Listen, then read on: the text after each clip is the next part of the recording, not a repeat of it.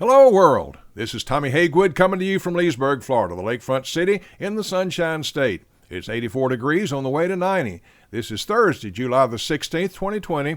Hope you're having a wonderful day. In 1 Corinthians chapter 1, verses 10 through 13, the Apostle Paul wrote, "Now I plead with you, brethren, by the name of our Lord Jesus Christ, that you all speak the same thing, that there be no divisions among you, but that you be perfectly joined together in the same mind and the same judgment. For it's been declared to me concerning you, my brethren, by those of Cleo's household, that there are contentions among you. Now this I say, that each of you says, I am of Paul, or I am of Apollos, or I am of Cephas, or I am of Christ.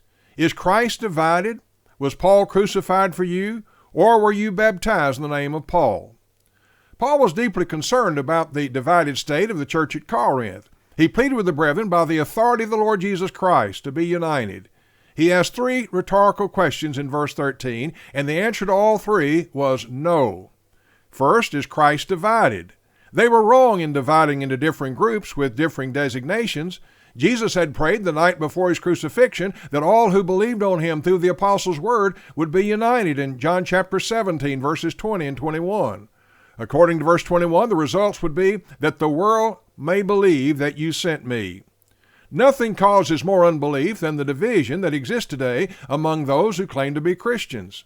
One denominational preacher claims to be guided by the Holy Spirit and tells people one thing, and another denominational preacher claims to be guided by the Holy Spirit and says just the opposite. They have the Holy Spirit talking out of both sides of his mouth, telling one preacher one thing and another preacher just the opposite. Multiply that by many times and you have the divided state of denominationalism. Many an honest person throws up his hands in total confusion and wants none of that. In Paul's plea for unity, he says that you all speak the same thing and there be no divisions among you. This could be accomplished if all would continue in the apostles' teaching as they did in Acts 2, verse 42. Or as Peter expressed in 1 Peter 4:11, if anyone speak, let him speak as the oracles of God. Paul wrote in 1 Corinthians 4 and verse 6 that the brethren should not think beyond what is written. It was wrong back then for Christians to be divided. Why is it right today? Paul's second question was Paul crucified for you? The obvious answer is no. Paul's third question was, were you baptized in the name of Paul? Again, the answer is no. Since Christ is not divided, since Paul was not crucified for them, and since they were not baptized in the name of Paul, why would they call themselves by his name? You can apply the same logic to Apollos or to Cephas or to John the Baptist or to Martin Luther or any other man. They should have been united by the name of Christ and simply be Christians. You can reverse the logic to see what was right, how a person has a right to call themselves a Christian. Since Christ is not divided and since he was crucified for us, if we've been baptized in his name, we have the right to call ourselves Christians. Nothing more, nothing less, and nothing else. No hyphenated Christians, just generic Christians. This is the way it would be if all people would speak only as the oracles of God.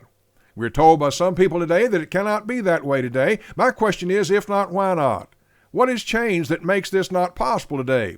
If a person heard the gospel, just like the folks did in Acts 2, believed in Jesus as the resurrected Lord, just like the folks in Acts 2, repented and were baptized for remission of their sins, just like the people in Acts 2, why would the results be different today than they were back then?